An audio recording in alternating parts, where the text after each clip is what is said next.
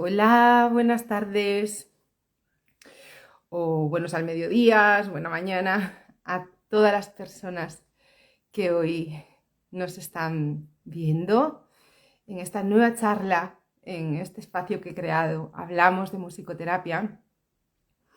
Hoy es un día bueno, es emocionante para mí porque tengo a un invitado de excepción, a un auténtico maestro de la musicoterapia, don Gabriel Federico, desde Argentina. Y bueno, quería hacer una breve presentación de con quién vamos a hablar hoy y sobre todo de su gran trayectoria profesional y tanto que nos tiene que aportar. Bueno, Gabriel Federico eh, es un maestro de la musicoterapia, un profesional que hace muchísimos años que sigo sus libros, bueno, lo conozco en la distancia, nunca he tenido la oportunidad de conocerlo personalmente.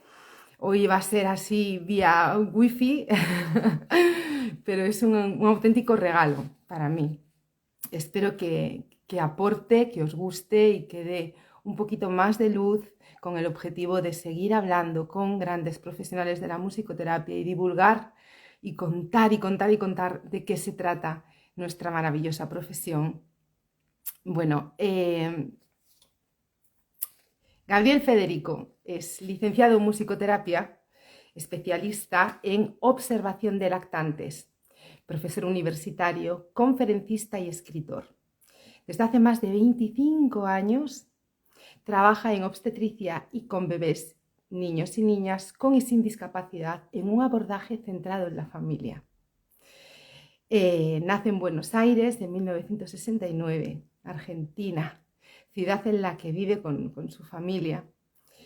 Es licenciado, como decía, en musicoterapia por la Facultad de Medicina de la Universidad del Salvador, la misma institución en la que trabajó más tarde como docente durante 15 años.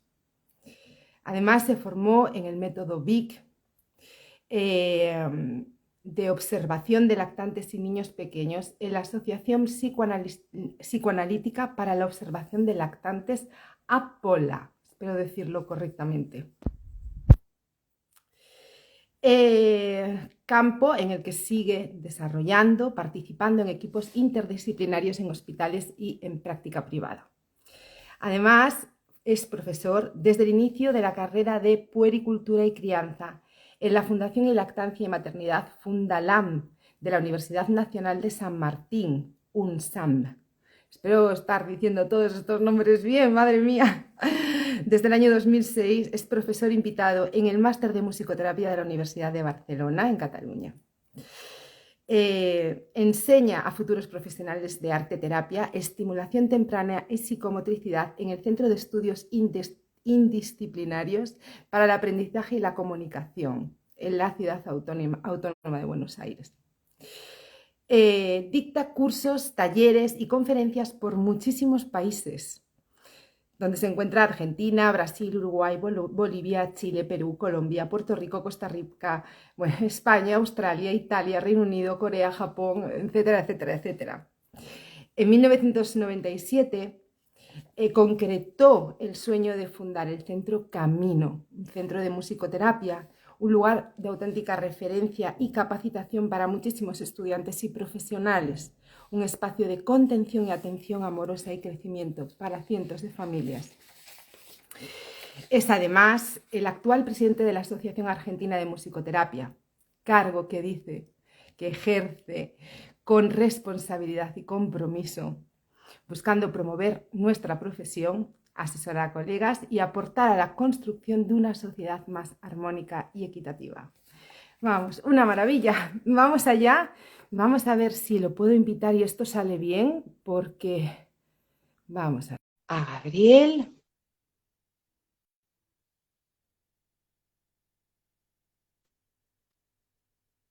Ahí estamos. Buenas tardes, Gabriel. Hola, hola, ¿qué tal? ¿Cómo estás? Muy ¿Qué estás, bien, muy Silvia? bien. Estaba haciendo una presentación de tu presencia en el espacio. Hablamos de musicoterapia que lo he titulado Un viaje, ¿no? Por el embarazo, por esa larguísima trayectoria que tienes en este campo, en este ámbito, ¿no? De la musicoterapia, que es toda la parte prenatal, de bebés, de infancia. Y bueno, es un lujo, no me cansaré de decírtelo a ti y decirlo aquí delante de todo el mundo porque realmente Qué es un bueno, muchas auténtico gracias. placer. Tengo mucha suerte de tenerte hoy aquí. Bueno, Gabriel, me imagino que hará calor, ¿no? En Argentina ya. Aquí está que no se soporta, hace mucho calor, mucho Vos- calor. sí, Con sí. el verano a tope. Vosotros en pleno verano y aquí en pleno invierno. Sí, tal cual, tal cual. Pero qué bueno poder compartir este momento y bueno, y hablar de lo que más nos gusta y de lo que más sabemos, ¿no? Que es lo cotidiano para nosotros y por ahí quizás para mucha otra gente no, pero aquí estamos, vamos a tratar de darle difusión a todo esto. Así que muy feliz de acompañarte. Exactamente ese fue el objetivo de crear este espacio de Hablamos de Musicoterapia y poder compartir con grandes profesionales, bueno, que aportéis, ¿no? Vuestra experiencia, vuestro conocimiento y sobre todo contar y contar y contar lo que hacemos, cómo lo hacemos, dónde lo hacemos, porque hay mucho desconocimiento, ¿no? En cuanto a esta profesión y me parecía importante hacer este trabajo. Está muy bien, hace mucha falta, hace mucha falta. Yo recordaba cuando comencé a estudiar musicoterapia, el, antes de comenzar la carrera, ya te contaré cómo llegué a la musicoterapia y cómo descubro la profesión, ¿no? Pero eh, en el mes de diciembre hago el curso de ambientación universitaria para ingresar a la universidad y entonces digo, bueno, voy a comprar algunos libros de musicoterapia que vi en las librerías. Nosotros en la ciudad de Buenos Aires tenemos muchísimas librerías, entonces dije, bueno, voy a buscar algunos como para leer en el verano, aprovechar el verano antes del inicio de la carrera. Entonces compré 6 libros de musicoterapia. Y lo que no sabía era que eran los únicos 6 que había publicados en español. Yo pensé que había muchísimo material. Entonces llegué a la carrera y dije, bueno, qué suerte que tengo, tengo todos los libros que me van pidiendo. Eh, Qué bueno. y recordaba eso y hoy veo la cantidad, la enorme cantidad de publicaciones que hay en español acerca de nuestra profesión y la verdad qué gran paso, qué gran cambio con a la gente que está iniciando recorridos, ¿no? Que está empezando esta formación, poder transmitirles, poder dejarles una rampa donde nosotros encontramos una escalera, ¿no? Y que puedan subir más fácil y entrar directo con un camino mucho más allanado. Eh, pero también es muy interesante poder eh, mirar para atrás, ¿no? Y decir, bueno, ¿cómo trabajaban, ¿no? Los musicoterapeutas hace 40 años atrás, ¿no? Hace 50 años atrás, ¿cómo era el registro de las sesiones? Porque hoy, cuando estamos en una sesión, utilizamos nuestro teléfono celular para filmar, para grabar, para poner música, bueno, en fin, para mostrar un material, para buscar fotografías, para mostrar algún video, para ver qué pasaba en determinado momento del proceso terapéutico. Antes esto no existía, ¿no? Entonces, ¿cómo grabábamos? ¿Cómo se registraba las sesiones? Y el musicoterapeuta tenía una gran formación musical, porque cuando había una improvisación y había algo significativo, se escribía la partitura de lo que había pasado. Esto cuando en los inicios de la musicoterapia. Este, y es muy interesante pensar dónde quedó todo eso, cómo se fue modificando, qué fue pasando, cuáles fueron los perfiles de la gente que se va metiendo en nuestra profesión, ¿no? Que antes eran en su mayoría, por no decir todos, músicos, y después se metieron a hacer musicoterapia, pero además tenían otras profesiones, ¿no? Eh, me parece muy interesante poder ver esta cartografía, ¿no? Este mapa de la historia de la musicoterapia y bueno, y también ser consciente de todo lo que uno le aportó y le puede seguir aportando a esta profesión. Por lo menos yo lo siento así desde lo que es un campo que es muy específico, ¿no? Que es un terreno, diríamos, que es el terreno de la obstetricia, que es muy, muy puntual, muy específico, y la verdad que tengo por un lado, el privilegio de haber sido, no te diría pionero porque había otros musicoterapeutas que habían hecho experiencias en embarazo, pero que sostuvo y que desarrolló una metodología y que pudo trabajar durante ya no 25 años como dice en mi currículum, sino ya más de 30 en esta área y poder entenderla y pensarla y reflexionarla y capacitar gente y bueno, así que para mí es un enorme orgullo y una responsabilidad muy, muy grande poder compartir y transmitir esta vivencia y esta experiencia. Por eso cuando me dijiste me gustaría hablar o que hables de la musicoterapia en embarazo y cómo es el trabajo y en qué consiste, ¿no? Y bueno, y todo lo que estamos las propuestas.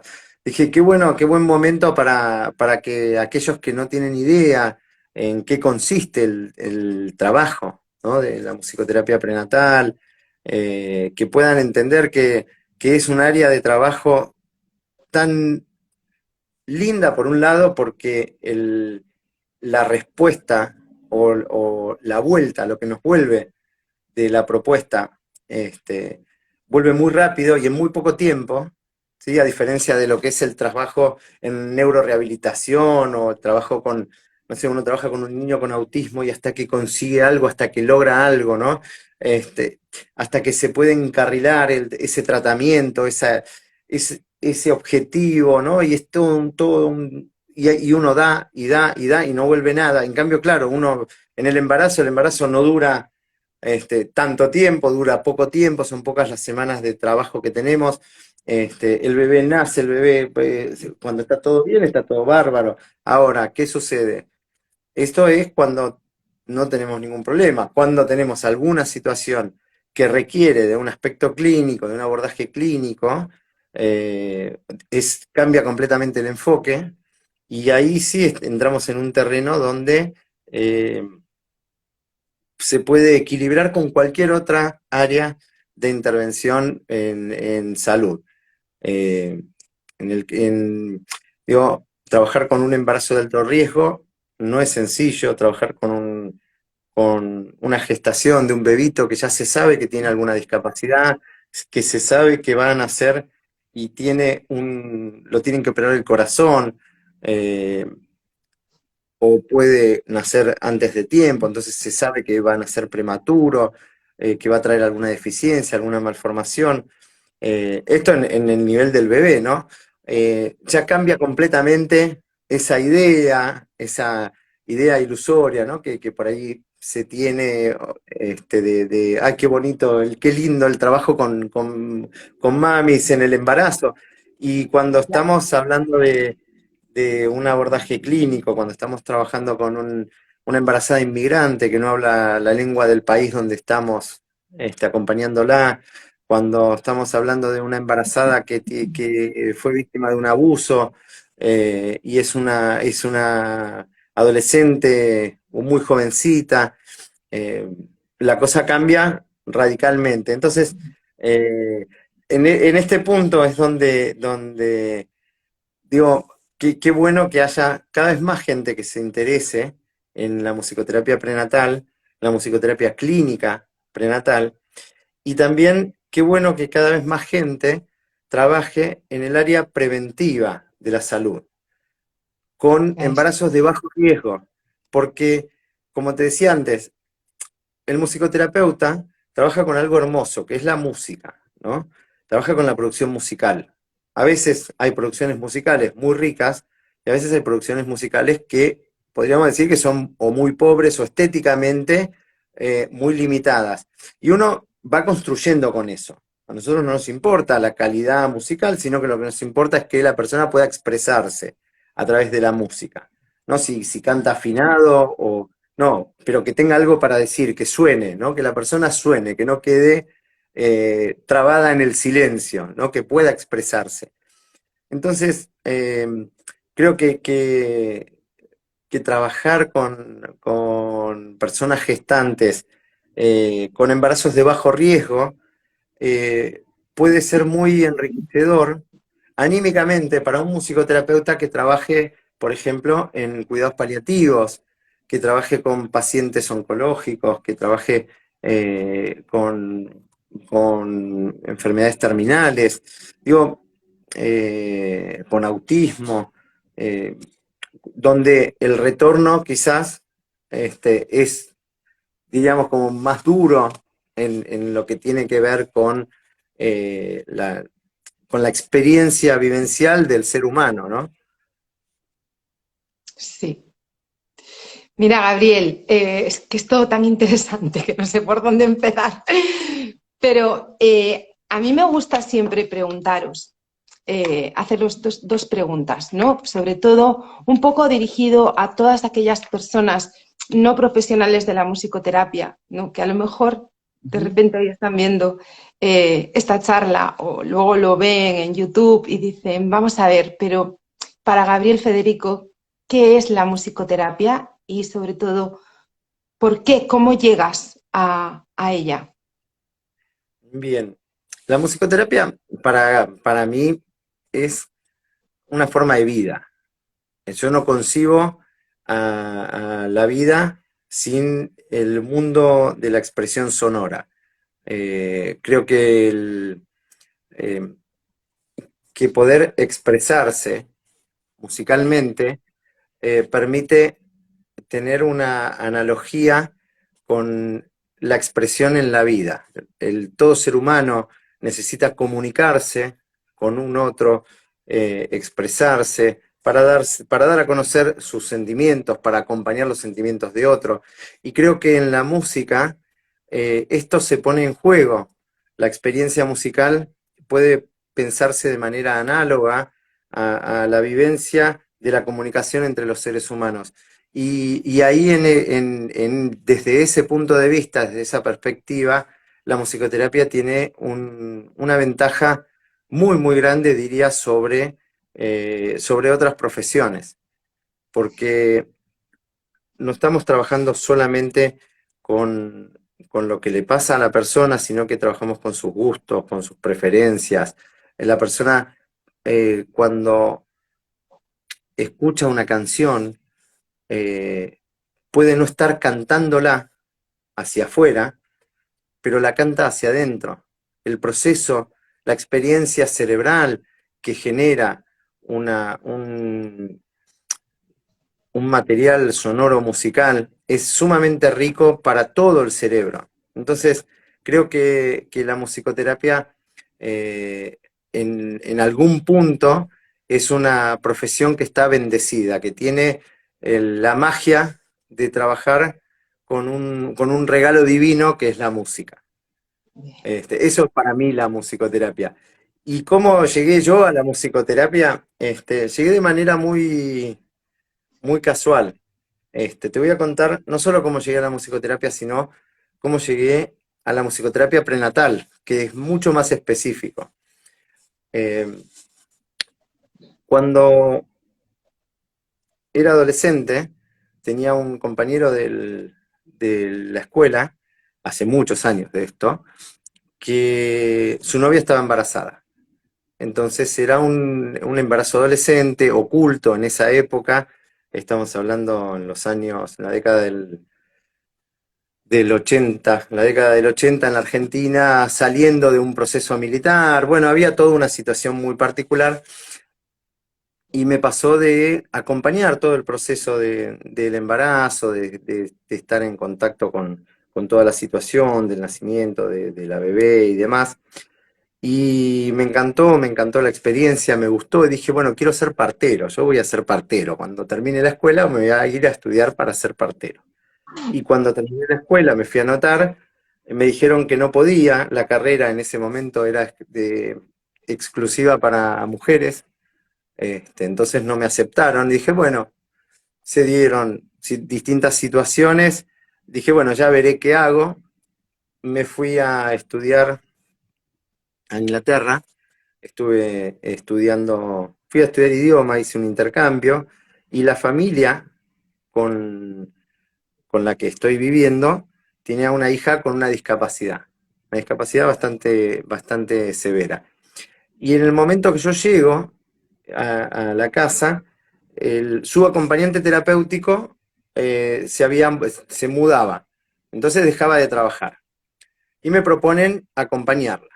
Este, Fue una cosa muy interesante esto, porque yo no hablaba inglés y ella no hablaba, pero vivíamos los dos, estábamos en el mismo domicilio. Entonces yo tenía los planitos de cómo llegar a la escuela, la llevaba a su escuela donde funcionaba el centro de rehabilitación, y acompañándola a Debbie, me, un día me empiezo a recorrer la escuela y me encuentro con que había una sala donde sonaba un piano.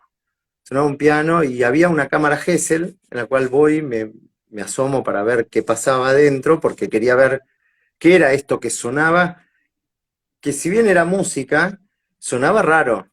No era una cosa, una clase de música. Y cuando miro, había un niño corriendo por la sala y había una mujer sentada en un piano y otra mujer que lo acompañaba. Bueno, con el tiempo, esto empecé a observar, empecé a ver el proceso, sin hablar con estas personas, hasta que un día, yo ya a los meses, a los 4 o 5 meses, ya aprendí a hablar inglés, entonces ya me desenvolvía de otra manera. Empiezo a hablar con ellas y me dicen que ellas eran musicoterapeutas, que hacían una metodología que se llamaba Northrop Robbins y que estaban trabajando con los pacientes del instituto. Hoy sé que este niñito era un niñito autista, en fin. Y dije, qué interesante esto. Y empecé a averiguar, a ver de qué se trataba esto de la musicoterapia. Te estoy hablando en el año 1987. O sea, imagínate que hace un tiempito de esto. Y me empiezo a buscar. Dije, bueno, cuando regrese a Argentina, voy a averiguar para estudiar musicoterapia. Eh, Estuve un tiempito más por Inglaterra. Bueno, seguí viajando, volví a Argentina, me volví a ir unos años más a Brasil, y cuando regresé a Argentina en el año 90 empiezo la carrera de musicoterapia. Y, y es muy interesante porque al año de estar estudiando musicoterapia, me hacen una propuesta para cubrir el cargo de diríamos, un profe de música en un taller de actividades terapéuticas con pacientes psiquiátricos. Entonces dije, bueno, vamos a probar el mundo de la psiquiatría. Eh, Cuando empiezo a tener esta experiencia, imagínate que yo estaba en primer año de la carrera, yo estudié, acá veo que preguntan dónde estudié. Estudié en Argentina, en la Universidad del Salvador. Era la única universidad que se daba la carrera en ese momento en la Argentina. Después, por suerte, vinieron otras universidades. En aquel momento era la única. Y, y al tiempo de estar trabajando con ellos, una de las pacientes queda embarazada. Y ahí fue como una vuelta a mi primer amor, diríamos, ¿no? A esto de, bueno, yo quería trabajar con embarazadas, me encantaba utilizar a la música como herramienta de trabajo, siempre me gustó la psicología, en la universidad teníamos una fuerte impronta también médica, ¿no? Porque era en la Facultad de Medicina donde se estudiaba la carrera. Y empecé a trabajar con esta paciente, eh, y a partir de ese momento dije, voy a empezar a hacer prácticas. voy a empezar a hacer prácticas con todas las embarazadas que pueda. Y dije, voy a buscar todo el material que hay sobre embarazo y voy a empezar a desarrollarme en esta área que me encanta. Y comencé a hacer los talleres, ¿no? Cada amiga embarazada que había o conocida, yo pedía a todo el mundo me pasara el teléfono, ¿no? Que me diera su contacto para poder invitarla a participar en estas actividades que organizaba que se llamaban Música para la Panza. Eran actividades de canto grupal, de experiencias musicales donde trabajamos relajaciones con música, con movimiento. Y claro, empecé con un grupo, después con otro, y veía que a medida que pasaban los meses iban pariendo a los bebés, pero a su vez se recomendaban y les gustaba lo que hacíamos. Y así fue como empezó a crecer esta actividad de experiencias musicales, mientras que paralelamente ya terminaba la carrera, eh, buscaba material sobre musicoterapia y embarazo. Dije, bueno, voy a ver qué hay en el mundo sobre esto. Y me encontré con que había algo y era un gran agujero. No había este, mucho material sólido. Sí había algunos musicoterapeutas que tenían experiencias en distintos lugares, ¿no? Algunas en Estados Unidos, otras en Australia, había alguna que otra experiencia en Argentina mismo. Y escribo una carta modelo diciendo, soy musicoterapeuta, soy estudiante de musicoterapia, me estoy por recibir, quisiera conectarme con alguien que trabaje en el área, le voy a agradecer su contacto, en fin, le hice una carta medio formal, de la cual, carta manuscrita, hice 36 cartas iguales y mandé a 36 organizaciones de musicoterapia de distintos lugares del mundo por correo, ¿no? Envié todo el material a la espera del milagro. Y el milagro no venía. Pasaban los meses y no llegaba nada, hasta que me contesta una profesora de música de Australia, me dice, mira, en Estados Unidos hay una monja que Wow. trabaja con embarazadas y con música y tal.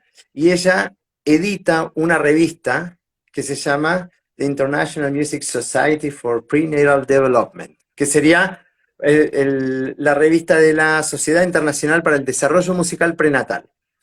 Dije, uy, esto es lo mío, digo, la tengo que escribir. Entonces le escribo a Lorna Senke y le digo, le cuento todo esto, y ella muy gentilmente me manda varias de las revistas que habían publicado, y me dice, pero si estás en Buenos Aires, en Argentina, no puedes no contactar a la profesora Ruth Friedman. Ruth Friedman fue pionera en todo lo que es el desarrollo de los protorritmos. En España hay un material publicado de ella que creo que se llama Música para el Niño por Nacer o algo así. Hay dos libros en uno que han sido publicados en España. Yo tenía sus libros y lo que no sabía era que ella vivía en la Argentina, porque en los libros que yo tenía decía que ella era mexicana. Entonces me imaginé que vivía en México, no que vivía a 2 cuadras de mi casa.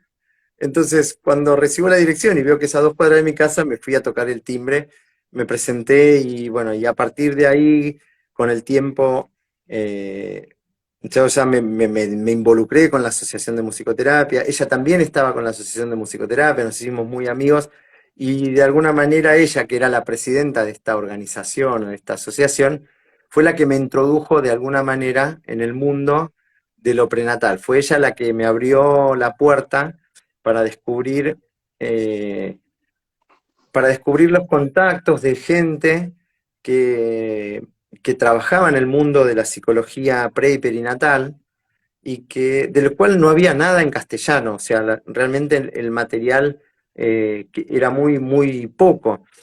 Yo estaba escribiendo en ese momento la tesis para terminar la formación y después mi tesis se convirtió en el libro, en el embarazo musical, justamente, mi primer libro, que, donde vuelco de alguna manera todo aquello que no encontraba por ningún lado, pero que estaba, ¿no? Estaba muy suelto.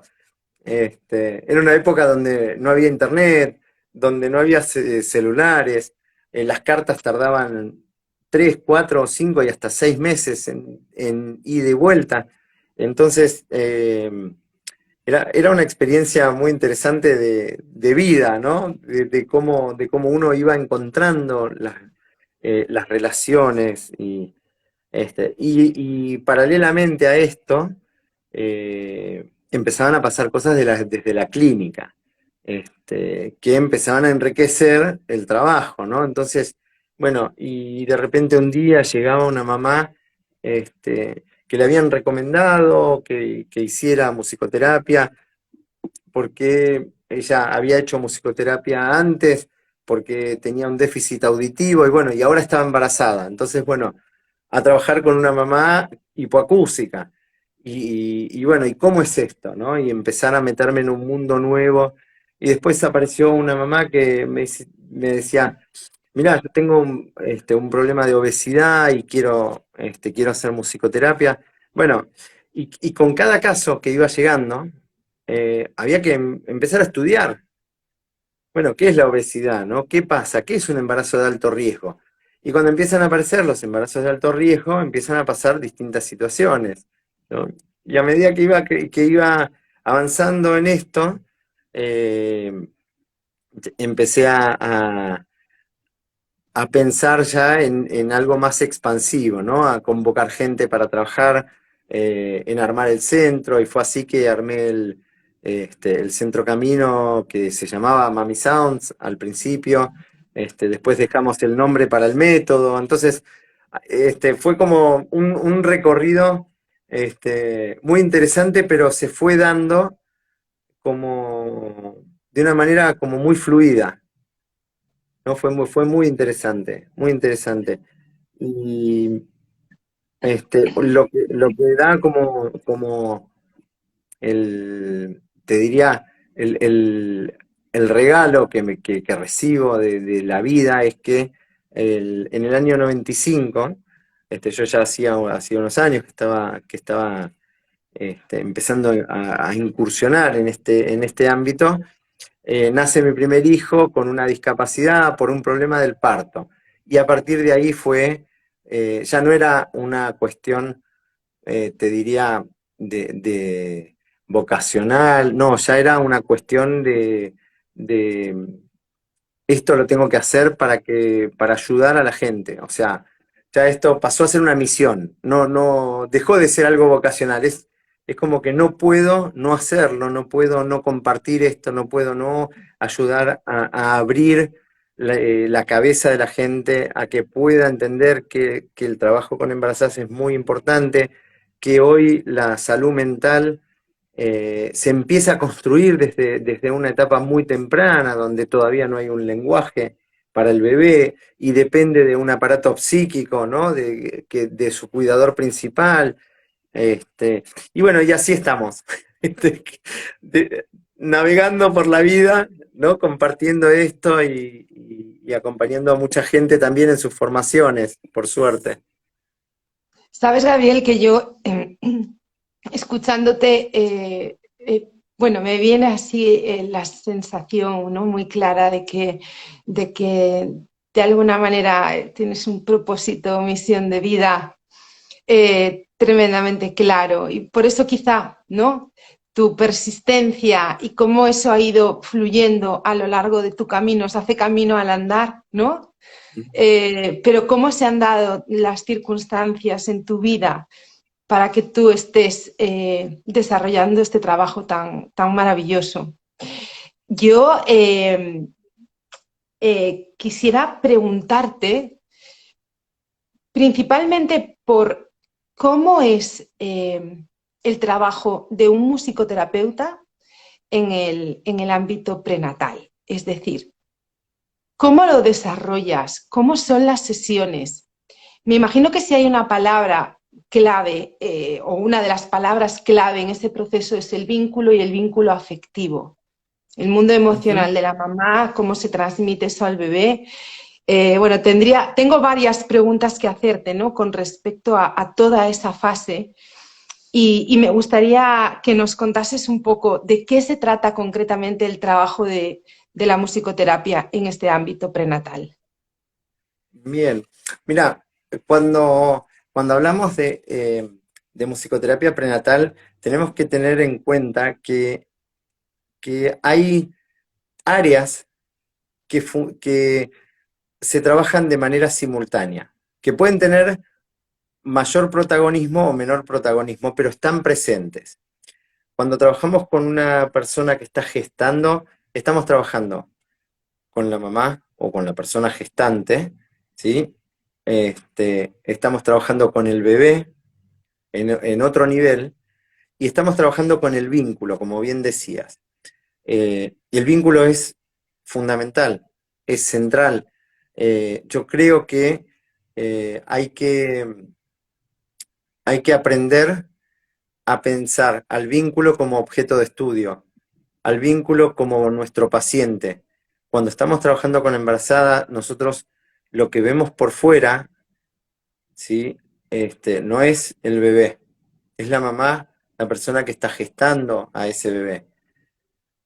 Y la manifestación de adentro, porque no tenemos la posibilidad de ver adentro de su barriga, eh, es todo lo que ella pueda expresar acerca de lo que está vivenciando en el embarazo. En el embarazo, en el proceso de gestación. Yo desarrollé un esquema que se basa en 4 esferas, lo llamé las 4 esferas del embarazo, donde hablo del embarazo físico, del embarazo mental, del emocional y del espiritual. Y estas 4 esferas atraviesan estos 3 niveles que te decía, a la futura mamá, al bebé por nacer y al vínculo que se da entre ellos. Entonces, teniendo en cuenta este mapa, siempre hay algún punto que va a ser más protagónico. Entonces, ¿qué puede ser? Por ejemplo, eh, el miedo que tiene la mamá al parto. Bueno, ese puede ser el eje central, ¿no? El que lleva el protagonismo. Pero los otros ejes también están y también se vivencian y el embarazo no se interrumpe porque ella tenga miedo al parto o miedo que le pase algo al bebé. eh, el embarazo sigue avanzando, ¿no? Entonces, cuando se da el proceso de nacimiento, hay que acompañar el nacimiento desde estas esferas también.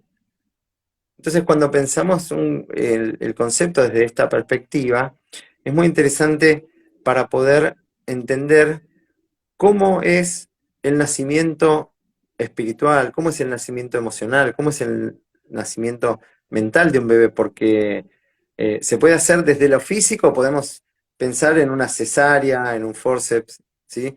Ahora, no se puede hacer una cesárea mental para que el bebé nazca de la cabeza de esa mamá. Hay que acompañarla en ese proceso. Y a veces, estos bebés mentalmente, por un motivo o por otro, nacen varios meses después que ya están afuera de su mamá. Este punto es muy interesante, porque eh, desde la psicología se conoce como el bebé real, el bebé fantasiado, ¿no? Este, pero este tipo de situaciones eh, nos invitan a pensar cómo se da el vínculo entre la mamá y el bebé cuando, por ejemplo, la mamá había pasado por una pérdida de un embarazo anterior de 5 meses. Entonces ella, en este embarazo, ¿qué va a hacer? Y bueno, emocionalmente va a intentar protegerse y no conectarse tanto con su bebé hasta que no pasen los 5 meses, porque no quiere que le pase otra vez el trauma que vivenció, ¿no? La experiencia traumática que vivenció este, en el embarazo anterior. Esto genera un desfasaje al momento del nacimiento. Esta mamá tuvo un embarazo de 9 meses pero emocionalmente tiene un bebé prematuro, porque se conectó con su bebé, se conectó con el embarazo eh, a partir del quinto mes. Entonces, ¿qué es lo que sucede? Bueno, va a ser una mamá que va a tener ciertas características, desde su emocionalidad, por ahí no va a ser tan fácil que ella deje que otro agarre a su bebé o dejarlo al bebé en el suelo para que se estimule, o, ¿no? Digo, va a haber otras características en la dinámica. Y a veces, cuando la mamá tiene una estructura de salud mental un poquito más diríamos, más endeble, ¿no? Como más frágil, hay veces que esa díada puede generar un vínculo de riesgo, ¿no? Por sobreprotección, por miedo, por exceso de miedos. Entonces, es muy interesante desde esta perspectiva esto que te decía de pensar el concepto de las esferas del embarazo a nivel de lo que se da en el nacimiento y en la crianza del bebé. Y una cosa que me pasó muy, muy interesante para mí, yo creo que en mi vida profesional me han pasado tres situaciones que fueron como momentos muy, muy marcantes, ¿no? Del desarrollo profesional. Por supuesto, el nacimiento de mi hijo fue el primero, eh, pero el segundo fue un caso que atendí donde hacíamos una experiencia de ecografías con música para ver las respuestas que tenían los bebés al estímulo musical. eh, y, y era un bebito que tenía una malformación y no iba a vivir una vez que nacía. Le faltaba el cerebro. Entonces tenía una encefalia. Fue un caso muy, muy, muy difícil que tuve la suerte y la bendición de acompañar y inclusive de publicarlo y es un caso que lo pude compartir en un libro de casos clínicos, que me cambió el esquema de mi visión, ¿no? Me permitió entrar en una dimensión espiritual que hasta ese momento no la tenía en cuenta. Pero lo que quería compartirte, que fue lo último que me permitió como repensar, recalcular, diríamos, como dice ¿no? el GPS, repensar toda la situación nueva fue la pandemia. La pandemia fue lo que me puso con todo el método que había desarrollado y creado, me lo puso arriba de la mesa y me dijo, bueno, a ver, ahora cómo lo reordenamos a esto. El método siempre fue pensado para un formato presencial, no para un formato virtual. Y si bien se pudo adaptar, lo pudimos adaptar muy bien, por supuesto que hay muchas experiencias que no se pueden llevar adelante por las características de la bidimensionalidad que tiene la computadora. Eh, lo más interesante que me sucedió fue que eh, yo trabajaba con las mamás hasta que parían a su bebé. Y una vez que parían a su bebé, no las volvía a ver hasta que no pasaban unos 6 meses, 7 meses, ¿no? Que su bebito ya se sentaba, ¿no? Y lo traían para otras actividades que hacíamos en el centro, ¿no? Actividades musicales, juegos vinculares y demás. Y con la pandemia me pasó que atendía a las mamás eh, y las tenía en una sesión hoy y a la sesión siguiente ellas estaban con su bebé recién nacido. Entonces todos estos desfasajes que se daban entre las esferas desde la teoría y desde las hipótesis que me planteaba, empecé a verlos, empecé a ser testigo de las características vinculares de estas mamás con estos bebés. Y hace 2 años que estoy acompañando en formato virtual a muchísimas mamás que no solo las acompañan en el embarazo, sino que trabajamos durante el primer año o los primeros 2 años con sus bebés. Y todo esto me permitió pensar nuevas teorías, pensar algunas modificaciones para el trabajo, para la metodología de trabajo, que, que son muy, muy enriquecedoras. Me llevaron a seguir estudiando, a seguir investigando, eh, a seguir desarrollando todo esto. Así que es, si Dios quiere y va todo como espero que surja, va a estar, voy a empezar a publicar estos materiales también dentro de poco. Bárbaro. Por lo tanto, no hay mal que por bien no venga, como se dice, ¿no? Tal cual, es Mira, así, Gabriel, es así. hemos estado hablando del proceso, ¿no? Del proceso y sobre todo del vínculo. Hay otras dos cosas que a mí me importa mucho preguntarte. Una es con Sí. respecto al oído, que se dice que el bebé, el primer sentido que desarrollamos es el oído al cuarto mes de gestación. ¿Cierto es? Ujú. Bien, sí, tiene sus cuestiones, ¿eh? Tiene sus cuestiones, porque es muy difícil de comprobarlo, esto. Claro, El olfato no lo podemos comprobar, este, lo mismo que el tacto, pero sí se sabe que al cuarto mes el bebé empieza a tragar líquido amniótico, que empieza de a poco también a experimentar otras sensaciones, el agarre, los bebés que se agarran, que se succionan el pulgar o que agarran el cordón y sienten el latido del cordón, ¿no? Eh, no me atrevería a decir el oído es el primero. Por otro lado, es muy interesante eh, saber que el sistema nervioso del bebé, el cerebro del bebé, va a desarrollar eh, su capacidad de reconocimiento de aquello que ingresa por los oídos cuando tiene la comparación, cuando hay algo contra qué contrastarlo, ¿no? Entonces, digo esto porque esto es un punto súper interesante respecto de lo que me preguntas sobre la audición del bebé.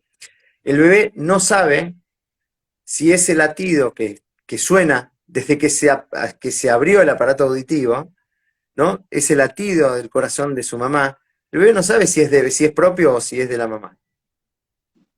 El bebé no sabe si es propio el sonido que hace la respiración de la mamá o la circulación de la sangre a través del cordón umbilical. No lo sabe. Cuando el bebé nace, el bebé entra en una situación de un gran vacío sonoro, porque deja de estar esta frecuencia constante, continua, que estaba a las 24 horas, inclusive cuando dormía.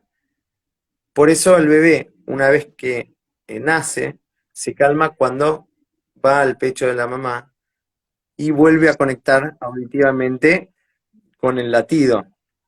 Pero no es solo eso. Este, También el olor de su mamá es único para su bebé, el olor de la leche materna, el olor del calostro que emana el pecho, más allá de que al bebé lo amamante o no, es un olor muy particular y es único, y es un olor que el bebé lo reconoce, por eso se dice que las mujeres que acaban de parir no usen perfumes, ¿no? Que estén con el olor natural. Y, y ahí es donde digo, la música también juega un papel hermosísimo, porque uno dice, no, la música calma a los bebés. No, no, no es así. No es que la música calma a los bebés. La música que escuchaba su mamá y que disfrutaba su mamá eso es. durante el embarazo es la que le va a dar una referencia al bebé de algo conocido, de una experiencia conocida. Entonces, esa música en particular es la que va a calmar al bebé. No es que cualquier música va a calmar al bebé. Esa música lo que va a hacer es remitirle a una experiencia que ya tuvo, a algo que conoce, entonces a una vivencia donde se puede conectar con aquella sensación donde no necesitaba nada, donde no hacía ni frío ni calor. Digo, Es muy interesante porque si no hay mucho mito con respecto a esto, ¿no? Mucho mito en el sentido de que no, el bebé reconoce la música o el bebé cuando nace va a ser un cantante lírico o va a tocar el piano. No, no, No. eso no es así. Tienen que pasar muchas otras cosas y tiene que haber, eh, mira, un bebé cuando nace en condiciones normales tiene todos sus sentidos aptos para captar la información del entorno, por la audición, por la visión, por el tacto, por el olfato, por el gusto. Ahora, también hay algo que no trae el bebé y que es el deseo de descubrir el mundo. El deseo se lo tiene que transmitir su cuidador principal. Puede ser su mamá o quien ejerza el rol materno. Ese deseo va a necesitar de un traductor. Entonces, la persona que cumpla el rol de cuidador principal del bebé tiene que traducirle en un idioma que el bebé vaya incorporando toda la información que hay en el entorno. Y ahí es donde pues, nos corremos de esta situación, nos vamos un poquito más afuera, la vemos y decimos, ok, entonces, ¿quién es nuestro paciente? El vínculo, la relación entre ellos, la díada, y ahí es donde cobra sentido cómo lo hacemos. Nosotros trabajando con la música, estamos trabajando con un elemento que no requiere de las palabras, como no requiere de las palabras un bebé. El bebé no habla. Hay que hacer un trabajo muy regresivo, muy sensorial para poder conectar y estar en línea con las sensaciones y las emociones del bebito. Y con lo que pasa con su mamá. Por lo tanto, podríamos decir que el famoso efecto Mozart queda descatalogado, en el sentido de que si esa mamá, por alguna razón, Mozart Totalmente. la pone nerviosa o tiene o reconoce en Mozart asociado a una situación de disgusto, por ejemplo, ¿no? A una regresión donde no se ha encontrado bien escuchando esa música o le recuerda a un hecho, en fin, que no es agradable, lo que está transmitiendo es eso. Entonces, me Sin gustaría ninguna hablar un duda, y poquito cada vez más. que escuche esa música, le va a pasar eso. En mi libro, en el embarazo musical, pongo un ejemplo justamente de la música de Mozart, porque me pasó tuve la oportunidad de compartir en un congreso con Don Campbell, que Sí, fue el que creó el libro, ¿no? Del efecto Mozart. Eh, efectivamente. y yo le planteaba que la música popular, eh, la Argentina en ese momento, era la música de cuarteto que estaba de moda, podía hacer el mismo efecto, ¿no? La música salsa, que la música de Mozart, depende de la cultura de la gente.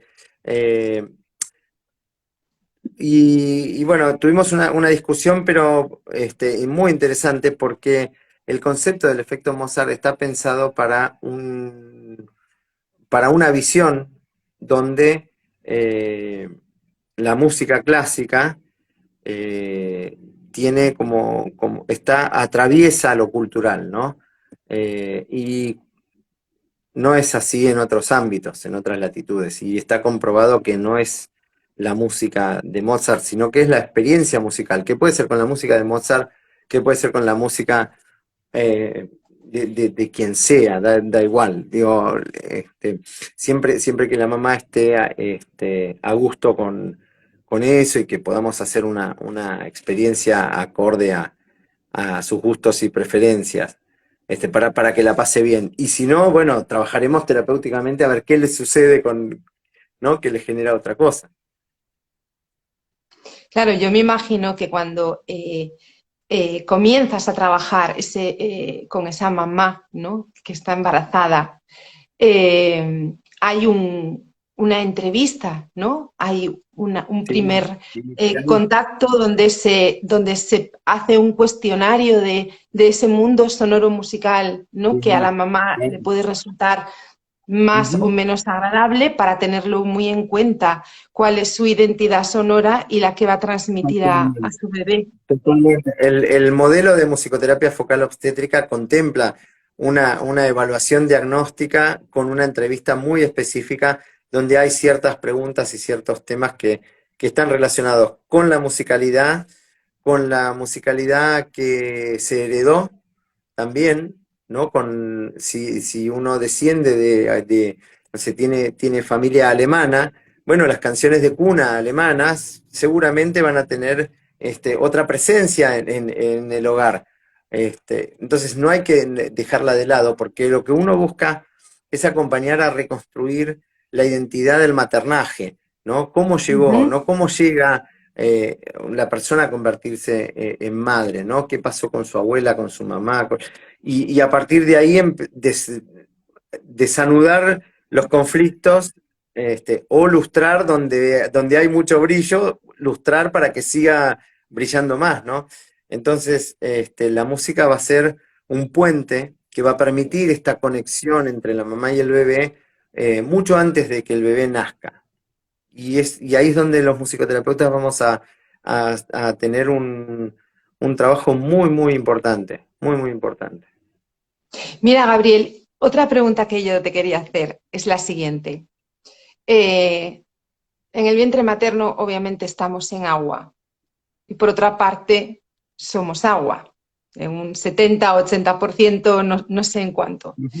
Yo que trabajo con vibración, ¿no? Con el ámbito vibroacústico, eh, ¿has tenido alguna experiencia con respecto a la influencia de frecuencias de la resonancia de la vibración en el embarazo? Mira, yo no trabajo directamente con vibroacústica, pero sí trabajo con cuencos, utilizo cuencos para hacer baños sonoros y demás, pero no vibroacústicos, porque eh, respeto mucho justamente que no está estudiado el, qué es lo que sucede a nivel físico. Respeto mucho la vibroacústica, respeto mucho el material vibracional, como también respeto al bebé, ¿no? Y a los cuidados de la placenta. Digo, ¿podría un estímulo vibroacústico desencadenar un trabajo de parto? Y sí, yo creo que sí, que podría llegar a desencadenarlo. Entonces, eh, quizás puede ser un buen recurso en determinado momento del embarazo, pero hay otros momentos donde no No. puede ser un buen recurso. Hay que tener mucho cuidado con eso. Entonces, no, de hecho, que conozco mucha gente que se dedica a la vibroacústica, gente que trabaja muy serio en el mundo de la vibroacústica, y una de las cosas que suele pasar es que siempre que dejan el trabajo con la embarazada a nivel vibroacústico, queda como, bueno, y no me gustaría, no sé, habría que ver, ¿no? Como que está ahí por una cuestión de que no sabemos realmente el riesgo que puede llegar Claro. a Yo tener. te lo pregunto porque, por ejemplo, yo no suelo, o sea, yo no suelo, no, yo no trabajo con frecuencias con embarazadas no permito que vengan embarazadas cuando hago baños de sonido, ¿no?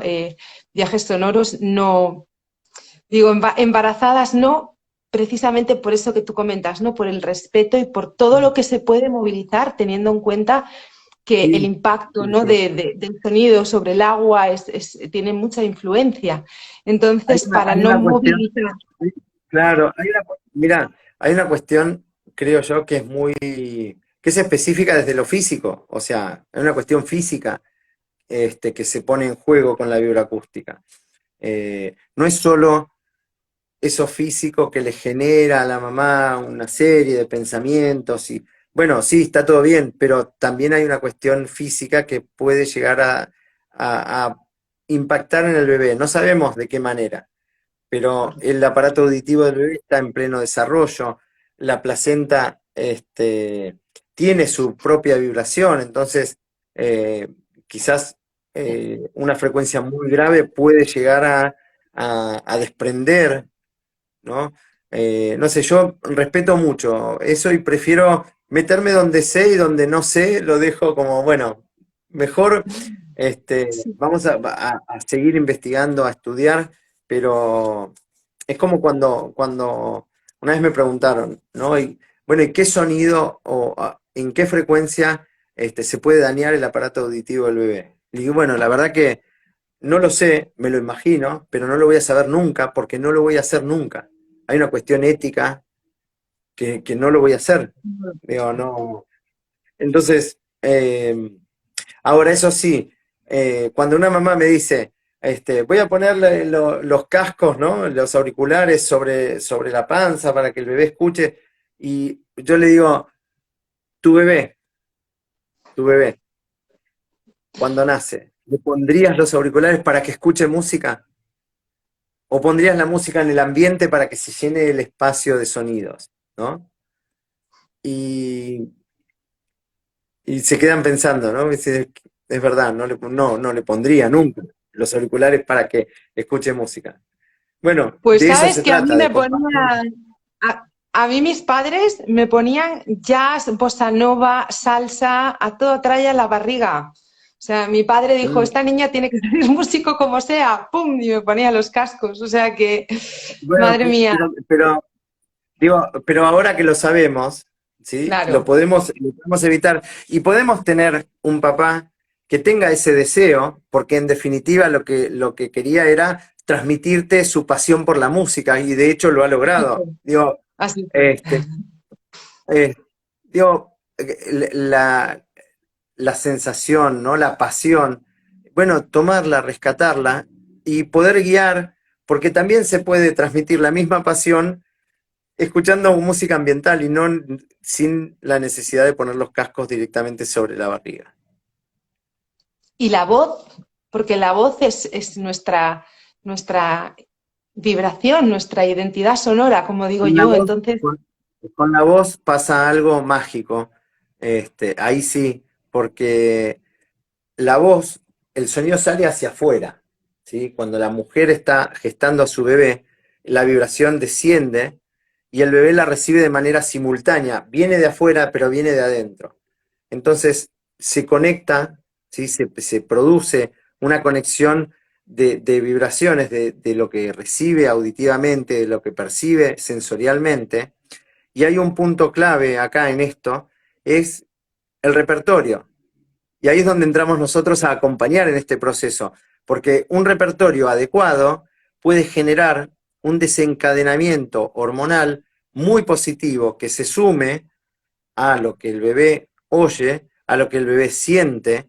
Entonces, cuando la mamá canta, la voz se proyecta, es mayor el volumen que el bebé capta, es mayor la vibración que percibe y es mucho más la circulación hormonal que se pone en juego, deja una huella respecto de esa experiencia sonora. Entonces, esa canción que la mamá le canta a su bebé no es lo mismo que ninguna otra canción de ningún otro tipo. Esa canción sí va a ser mágica para ese bebé. El bebé va a reconocer esa canción, va a reconocer esa melodía, porque le va a transmitir una sensación placentera de algo que ya que recuerda. conoce, que lo tiene incorporado en el ADN, ¿sí? Entonces, ese es el motivo por el cual las mamás tienen que cantar. Por eso los musicoterapeutas tienen que acompañar a que la voz de la mamá salga hacia afuera, que se proyecte, que tenga sentido para ellas, que pueda permitirles conectarse desde esa experiencia sonora con el mundo de su gestación, ¿no? Con el mundo del embarazo. Sí, sí, sí. ¿Y del canto carnático? ¿Lo has Desconozco. utilizado? No, ¿Desconoces? no, El canto desconozco. carnático, ¿cómo? Desconozco. O sea, lo he leído muy por encima, no lo he trabajado. Conozco gente que lo lleva adelante y tenemos pendientes encuentros para que me enseñen y me expliquen, porque a mí me encanta aprender, pero no me gusta hablar de lo que no sé. Correcto. El canto carnático es un canto que se utiliza sobre todo en la India, en el sur de la India, más que nada, Ujú. donde la mamá a través de vocalizaciones, de un humming, ¿no? Va trabajando todo el cuerpo, toda la vibración en el cuerpo y se va conectando con su bebé, haciendo un trabajo durante todo el embarazo, incluso hasta creo que el momento del parto. ¿No? La respiración también tiene que ser importantísimo, el ritmo de la respiración, ¿no? Sí, sí, totalmente, totalmente. Pero ya te digo, no lo llevo adelante porque desconozco, no tengo formación específicamente en eso, pero sí estoy seguro de que para Occidente el embarazo no solo se vivencia desde lo físico. Entonces, esto me parece algo súper interesante, pero no deja de ser una parte que habría que contemplar también las otras, ¿no? Este, Porque si no nos quedamos con la cuestión, te diría como más, no sé, como más superficial del proceso del maternaje. Mm. Eh, Nos quedamos como, bueno, esta es la preparación para el parto. Bueno, pero a mí me gusta acompañar en una preparación para la maternidad, no solo para el parto, ¿no? Sí, es que fue muy Este, interesante estos cuatro conceptos de sí. los que hablaste antes, ¿no? Donde contemplas lo emocional, lo espiritual, ¿no? Toda esa otra parte que está presente en cualquier ser humano y que no se puede desvincular de ese proceso tan importante además, ¿no? Totalmente, totalmente. Yo creo que a lo espiritual se lo está eh, sobrevaluado. Me parece que hay que realmente contemplarlo. Creo que la esfera espiritual del embarazo es la que va a permitir encontrarle un sentido a la vida. Es la que le permite encontrar un refugio cuando hay alguna situación que no tenga una explicación muy desde esa perspectiva. Digo, por ejemplo, una mamá que gesta un bebé con síndrome de Down, desde lo biológico o desde la esfera física, bueno, sabe que hay una alteración cromosómica en el par 23.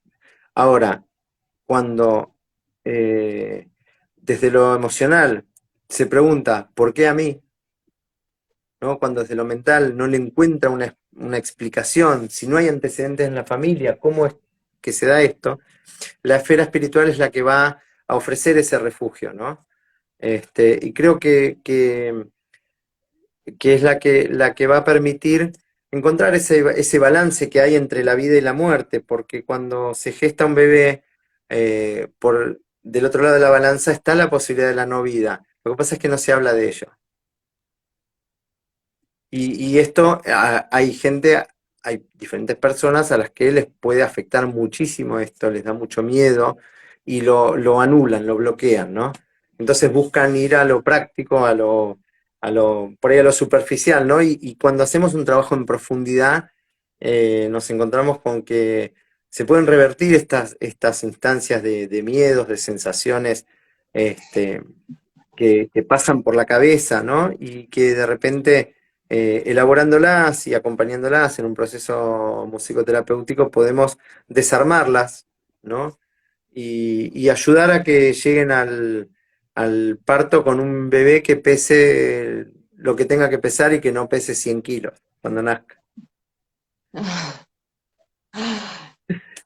Qué reflexión tan importante, Gabriel, esto que me estás diciendo. Tú sabes que yo trabajo, ¿no? En el ámbito de la educación especial, trabajo en Ujú. dos colegios en Galicia con todo tipo de chicos muy capaces, muy sensibles, muy especiales, muy cariñosos.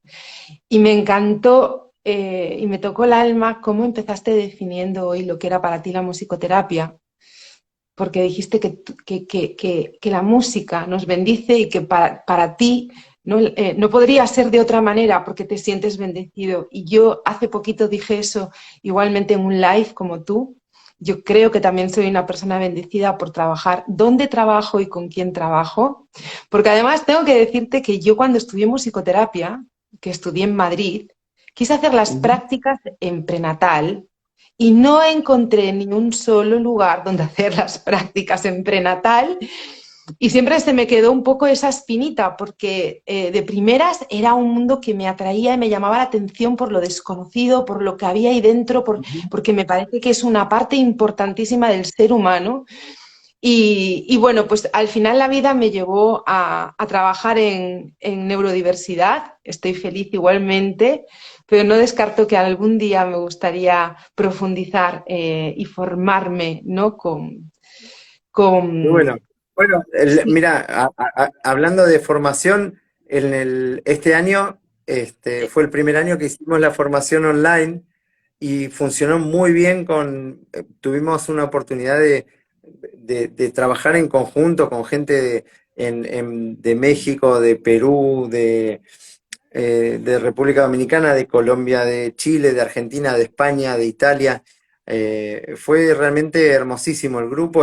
Estamos cerrando este sábado ya las últimas presentaciones de la formación y sí, el año que viene vamos a volver a hacer en formato virtual. Así que por ahí quien te dice, te puedes sumar al grupo.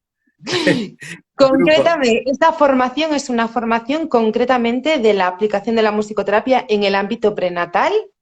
Este es del método de musicoterapia focal obstétrica, de mi método, aplicado al área de la obstetricia, sí, sí, sí, sí. Y es Fantástico. exclusivo para musicoterapeutas. Claro, lógicamente hay que Es estar un, formado previamente. este, Sí, sí. sí, Y va a además de estar, eso, sí. discúlpame, que digo que además de eso, he visto que vienes a Barcelona Sí, próximamente también, ¿no? sí, en el mes de febrero. Yo formo parte de los docentes de la formación del máster de Barcelona, de la Universidad de Barcelona, desde el Sí. 2006. Todos los años viajo para allí y este año me toca en febrero y vamos a hacer un seminario sobre bebés con desafíos en el desarrollo y un abordaje centrado en la familia. Esto en Barcelona, además de las clases que tengo en la universidad. Y al otro fin de semana en Valencia también voy a estar haciendo lo que es el curso de estimulación prenatal musical, que es el equivalente al primer nivel de la formación del MTFO, de este curso. ¡Ah, qué maravilla! ¡Qué maravilla! Pues eso Sí, había que recalcarlo y anunciarlo porque es una súper oportunidad tenerte en España y poder formarnos contigo. Desde luego que sí. sí, sí. Y bueno, y también va a ser dentro del marco de un encuentro muy lindo de música y bebés, que se organiza en Valencia, en Alacuás, en el Conservatorio de Música. Así que va a ser una experiencia súper, súper linda. Perfecto, perfecto. Ya te Y compartiré toda la información para que, bueno, que la puedas compartir también con toda la gente que esté interesada y sí, va a ser un placer. además, bueno, tienes en tu página web, ¿verdad? Sí, gabrielfederico.com es. sí, gabrielfederico.com. Sí. Ujú. Ahí hay también mucha información, están los Sí. títulos de tus libros para quien quiera comprarlos y profundizar, que son una maravilla, vamos, es toda tu experiencia plasmada ahí, me parecen interesantísimos. Y bueno, yo, Gabriel, seguiría hablando contigo, imagínate, o sea, me quedan otras 40 preguntas por hacerte, Bueno, por ahí, pero para otro no momento podemos continuar, hacemos la parte en 2. otro momento. Sé que estás ocupado y sé que no te puedes quedar más tiempo. Ha sido para mí un regalo, totalmente un súper regalo poder tener esta charla contigo. Me ha encantado que cómo cuentas toda tu trayectoria y con qué pasión lo haces. Eh, Me parece que eres un ser humano con una misión y un propósito muy claro que estás desarrollando de una manera óptima y que es un lujo que nos lo cuentes y que ha sido un súper placer y que ojalá otro día podamos continuar desarrollando todo esto Sí, sí, claro que sí, me encantaría. La verdad que yo también te agradezco mucho el espacio y todo esto que estás haciendo de difundir Me parece que es fundamental, hay que hacerlo. La musicoterapia es hermosa y quien trabaja en musicoterapia también tiene que ser hermoso, si no, no dura. Si no, no dura. Tan importante, ¿verdad? El self-experience y la autorregulación para el Sí, profesional de la total- musicoterapia. totalmente, Yo lo totalmente. recalco porque para mí es algo indiscutible. Yo todos los meses hago mis terapias y mis procesos y yo intento siempre ponerme en orden, estar afinada para luego poder resonar bien, ¿no? Y crear acordes con el mundo que me rodea. Pero en primer lugar, estar afinada yo en la medida de lo posible. En fin, bueno, Gabriel, quiero agradecer también a todas esas personas que se han ido conectando a esta charla, que han estado aquí en vivo y en directo. Espero que les haya gustado y que hayamos aportado un poquillo de luz y seguro que han disfrutado un montón como yo. Y a las futuras personas que nos vean en el canal de YouTube más adelante o que cuando puedan ver este vídeo pues sea un gran aporte. Sin más, me quiero despedir ya, me tengo que despedir ya de ti. Te mando un abrazo enorme para Argentina. Gracias, muchas gracias. Muchas gracias. Otro para ti. Y bueno, seguimos en contacto. A ver si por ahí nos encontramos, nos cruzamos. El mundo es uno solo, así que en algún Ojalá, momento, ojalá. ¿por qué no? ¿Por qué Sería no? genial. Claro que sí. Un abrazo. Gracias, Gracias. Gabriel. Adiós, Gracias adiós a todos. infinitas. Adiós.